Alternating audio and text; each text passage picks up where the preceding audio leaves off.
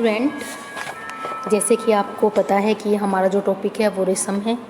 रेशम को हमने कैसे कैसे प्राप्त किया है, रेशम की हिस्ट्री क्या थी, सबसे पहले रेशम कहाँ पाया जाता है, इसका इतिहास क्या था, और जो रेशम का जो कीड़ा है उसको कैसे पाला जाता है, उसकी क्या प्रक्रिया है उसको पालने के लिए, यही हमने जाना है। इसके टॉपिक पे ऊपर हमने बात की थी। तो अब हम रेशम के धागे का निर्माण, जब हमारा कीड़ा पल जाता है शहतूत के वर्ष पर, और कीड़ा पलने के बाद उससे हम रेशम प्राप्त कर लेते हैं अपने जो, तो उसके बाद उसको धागे में कैसे कन्वर्ट किया जाता है। तो आज हम इसी टॉपिक पे बात करने जा रहे हैं। तो आइए स्टार्ट करते हैं अपना टॉपिक, रेशम के धागे का निर्माण। रेशम की कटाई। लपेटे हुए रेशम को रेशम के धागों में परिवर्तित करने के लिए बटाई की प्रक्रिया की जाती है।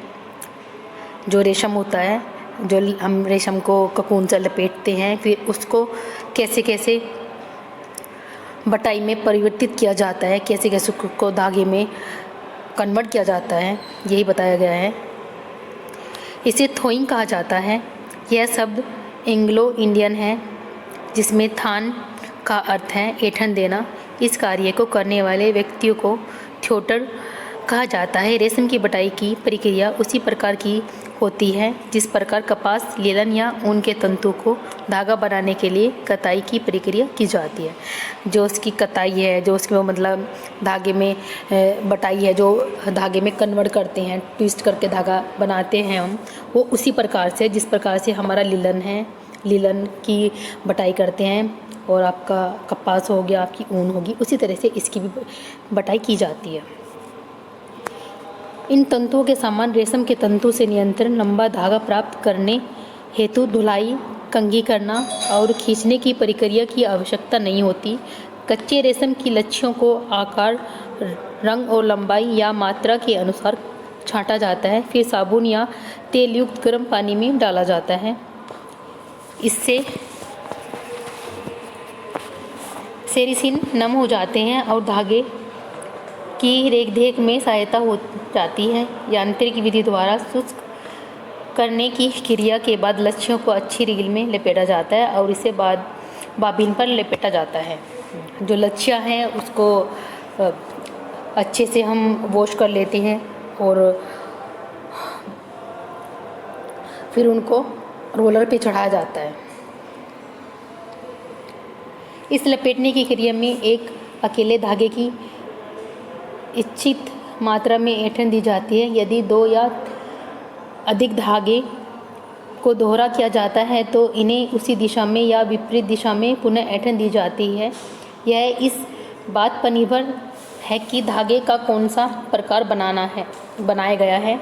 डायमीटर को बराबर करने के लिए धागे को रोलर के ऊपर दौड़ाया जाता है, फिर धागे का निरीक्षण किया जाता है और पैक करके वस्त्र निर्माण हेतु जहाज़ों द्वारा निर्माताओं को भेज दिया जाता है। इसमें जो बात की गई है, ये बात की गई है कि जो हमारा धागा है उसको हम, उसमें कुछ कीटाणु रह जाते हैं या फिर कुछ उसके अंदर कुछ रह जाता है पदार्थ, तो उसको निकालते हैं। पहले तो हम उसको वॉश करते हैं साबुन से, जिससे कि वो उसमें कोई तेल वगैरह कुछ चिकना पदार्थ है तो तेल युक्त हो जाता है, मुक्त हो जाता है, बिल्कुल साफ़ हो जाता है। और यांत्रिक विधि द्वारा शुष्क करने की क्रिया लच्छियों में की जाती है और फिर उसको रील में कन्वर्ट कर दिया जाता है और फिर बाबिन पर चढ़ा दिया जाता है।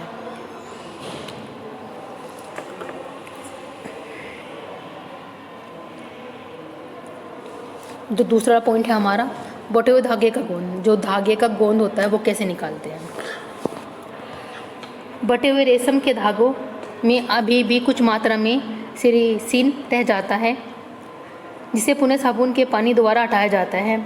इसमें अब भी कुछ गोंद सेरिसिन रह जाता है, जिसको कि पानी, साबुन के पानी से धोया जाता है तो वो हट जाता है, जिससे प्राकृतिक चमक आ जाती है, जिससे कि वॉश करने के बाद और अच्छी प्राकृतिक जो उसकी नेचुरल चमक है वो उसमें और ज़्यादा आ जाती है और रेशम छूने में नरम लगते हैं। और जब उसको हम सॉफ्ट, इतना सॉफ्ट हो जाता है रेशम की, तब हम उसे फील करते हैं तो वो काफ़ी आरामदायक और सॉफ्ट लगता है। गोंद हटाने की प्रक्रिया द्वारा 25% वजन कम हो जाता है, लेकिन जब उसको हटाते हैं गोंद को, उससे वॉश करते हैं, तो उसका जो वेट है वो और लूज़ हो जाता है, 25% मतलब कम हो जाता है।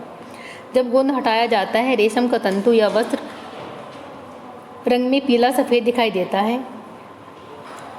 उसमें सुंदर चमक रहती है और विलासितापूर्ण नर्म दिखाई देते हैं। इसका जो कलर है वो हमारा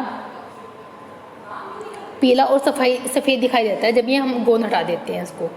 उसमें चमक भी आ जाती है आपकी और नरम सॉफ्ट फील करने में सॉफ्ट दिखता है वो। रेशम के धागे की बटाई के बाद गोंद हटाया जाता है ताकि धागे पर रंगाई की जा सके, कलर किया जा सके धागे के ऊपर। या वस्त्र की बुनाई के बाद उसमें परिसज्जा की प्रक्रिया की जा सके। कसी हुई बटाई वाले धागे का उपयोग क्रेप प्रभाव हेतु किया जाता है। इस हेतु उसमें थोड़ा सा सेरिलिस रहने दिया जाता है। कभी कभी थोड़ी मात्रा में सेरिसिन धागे में छोड़ दिया जाता है ताकि तैयार वस्त्र की मजबूती में वृद्धि की जा सके या मध्य परिसज्जा दी जा सके। कभी कभी इसमें जो सेरिसिन है वो छोड़ दिया जाता है जिससे कि उसका जो कपड़ा है वो मजबूत भी रहे, उसका वेट भी लूज़ ना हो, वेट भी कम ना हो उसका। और इसका गोंद हटाने के बाद धागे पर रंगाई भी की जाती है।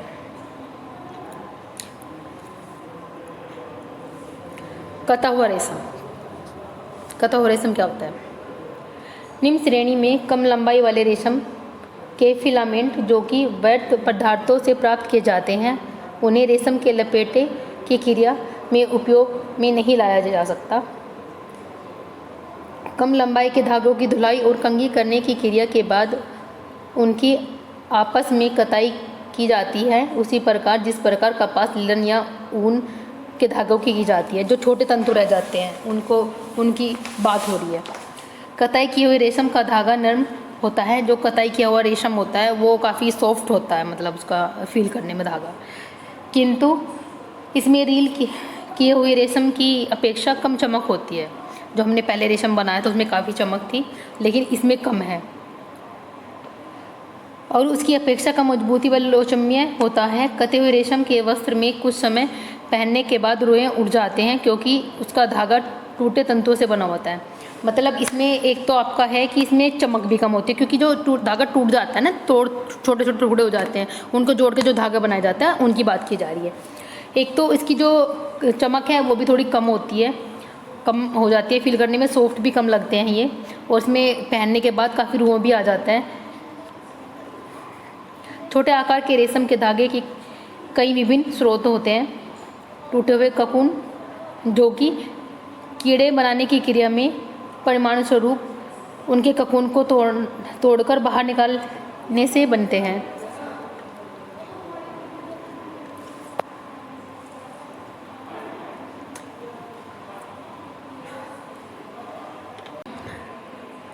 टूटे हुए ककून जो कि कीड़े बनाने की क्रिया के परिणाम स्वरूप उनके ककून को तोड़कर बाहर निकालने से बनते हैं। नंबर 2, दोहरे ककून जो कि दो रेशम के कीड़े द्वारा एकदम पास चिपकाकर ककून बनाने की क्रिया के परिणाम स्वरूप उत्पन्न होते हैं। नंबर 3, फ्लेक्स जो कि रील से लपेटने से पूर्व ककून पर ब्रूस करने की क्रिया से प्राप्त होते हैं। फिशन प्रत्येक ककून के प्रारंभ में अंत में बनाने वाला मोटा और असमान रेशम का तंतु। स्प्रिक रील में लपेटने की क्रिया, बटाई की क्रिया और इसी प्रकार की अन्य मशीन की क्रिया से प्राप्त होने वाले वृत्त रेशे। कता हुआ रेशम लिपटे हुए रेशम की अपेक्षा कम महंगा होता है। मतलब जो हम कांच के रेशम बनाते हैं वो लिपटे हुए रेशम की अपेक्षा कम महंगा होता है। यद्यपि कते हुए रेशम में कम मजबूती और लोचम्यता होती है। जो कता हुआ रेशम होता है उसमें कम मजबूती होती है और इसके अंदर आपकी चमक भी कमी होती है क्योंकि इसमें छोटे आकार के धागे उपयोग में लाए जाते हैं। जो धागे हमारे टूट जाते हैं या फिर कट जाते हैं वो धागे इसमें यूज़ करे जाते हैं, किंतु फिर भी इसमें लिपटे हुए रेशम की सभी सामान्य विशेषताएँ होती हैं। कते हुए रेशम का उपयोग पाइन वस्त्रों, ड्रेस, अस्तर, धागे, छाते के वस्त्र, अवरोधक वस्त्र आदि हेतु किए जाते हैं। जो उसके धागे कते हुए रेशम जो बनाया जाता है हमारा, तो उससे क्या क्या ड्रेस हम बनाते हैं वही बताया गया है। वस्त्रों की जो ड्रेस होती हैं, पाइन वस्त्र ड्रेस बनाई जाती हैं, अस्त्र बनाए जाते हैं, छाते के वस्त्र की जो यूज करते हैं वो बनाया जाता है इससे।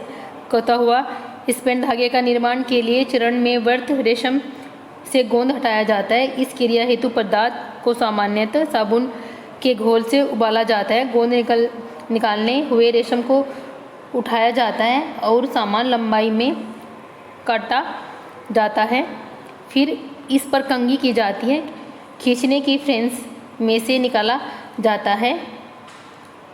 खींचने का जो फ्रेम होता है, मतलब जिसे खींचते हैं, उस फ्रेम में से इसको निकाला जाता है और अंत में धागे के रूप में कताई की जाती है और गैस द्वारा सफाई की जाती है और फिर इसे रील पर लपेटकर लच्छियाँ बनाई जाती हैं। कते हुए रेशम की यह लच्छियाँ ताने या फ्राई के धागों के रूप में उपयोग में लाए जाते हैं। कभी कभी इनमें उत्तम किस्म के वस्त्र बनाए जाते हैं। जो लच्छियाँ हैं वो लच्छियाँ बनाई जाती हैं इनके, और फिर इनको काटा जाता है ताने बाने से, और इनसे ही हम अपनी ड्रेस जो होती हैं वो बनाते हैं। कई बार व्यर्थ रेशम के छोटे टुकड़ों को, जिन्हें कटा हुए रेशम के निर्माण में भी उपयोग में नहीं लाया जा सकता, इन्हें रसायनों में घोल लिया जाता है। फिर इन घोल को उसी प्रकार के उपकरणों के छिद्रों में से निकालकर नियंत्रण लंबाई का धागा बनाया जाता है, जिस प्रकार से रियोन के निर्माण में उपयोग में लाया जाता है। इस प्रकार से प्राप्त धागे उसी प्रकार दिखाई देते हैं जिस प्रकार रेशम के कीड़ों से प्राप्त मौलिक धागों का निर्माण किया जाता है। इसमें जो टूटे हुए धागे होते हैं उसकी बात की गई है। जैसे कि हम कोई अपना रेशम का जो हमारा धागा है वो हमने प्राप्त किया है, उसमें प्रॉपर नहीं है कि हम कोई भी चीज़ कर रहे हैं तो वो हमारी सही हो। कोई धागा हमारा टूट भी जाता है, उस धागे की बात की गई है जो हमारा थोड़ा कम प्राइस में सेल होता है। धागा जो टूटा हुआ धागा आता है उसमें थोड़ी चमक भी कम होती है आपकी, और उसमें आपकी जो कोमलता होती है वो भी थोड़ी कमी होती है। तो यही था हमारा टॉपिक आज का।